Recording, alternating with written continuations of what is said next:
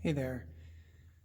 So I had the chance to come into the office today, and I've really been thinking just about everything, what's going on, and maybe like you, feeling a bit overwhelmed. And I walked into the sanctuary, so I was sitting here, and I looked over at the window, and it got me thinking that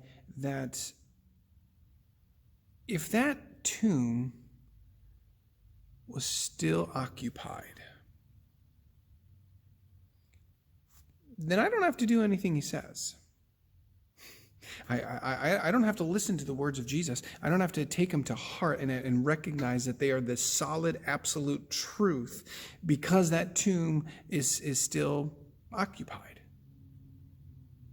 But if that tomb were empty, and still to this day empty, that means something completely different. That validates every word he has said, that validates every action, that validates his statement to say that the kingdom of God is here and now, that validates his call for his followers to walk in unison with him, to, as he has said, to defend the orphan and take care of the widow and care for those who have been pushed down. That if that tomb were empty still to this day, it means that when Paul says the same Spirit that raised Christ from the dead is in you, that means it's here, and the resurrection power is true.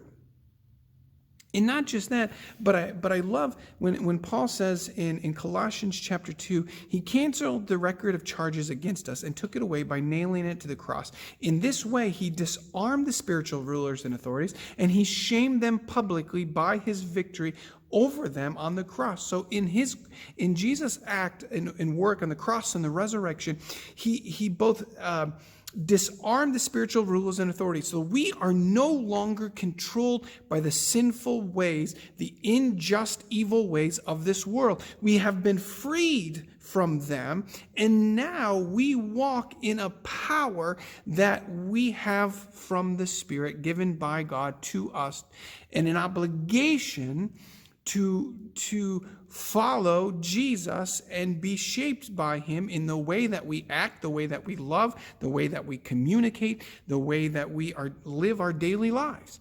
Because Paul says that they've been disarmed. Not just disarmed, but he goes on to say that he shamed them publicly by his victory over them on the cross, which means every time you and I step up in faith, every time that you and I take an action driven by the gospel, love for God and love for others, willing to speak out against injustice, willing to call injustice evil, willing to defend those who have been pushed down, to defend the orphan and the widow. When we do that, we are publicly shaming the evil one that has been defeated, because when we do that, we are joining Jesus in mission.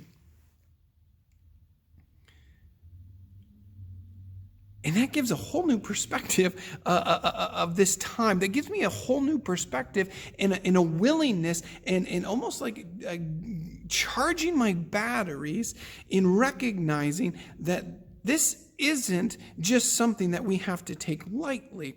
This is a command given by our King because his tomb is empty. And not just that, but every time that you and I are willing to defend and recognize the injustice of these black men and women that are being murdered is evil. Every time we say that, every time we're willing to step up, we are joining him in mission. Every time we're willing to recognize that there are thousands of children dying that don't have a chance, that's us joining him in mission, publicly shaming the evil one. Every time we're willing to recognize the horrific conditions on the reservations, and that these are human lives created in the image of God, and we're willing to take action to bring justice, we are publicly shaming the evil one because we cannot be stopped. And we are joining Jesus in his mission. We are living out the cross and resurrection every single day that we see justice be brought to this world. Every time we're willing to feed, to care for the poor. Every time we're willing to tend to the widows, tend to those who have no hope. We are shaming the enemy as we join Jesus in mission. Puts a whole new perspective, a whole new power to this. Because I know confidently that tomb is empty, which changes everything.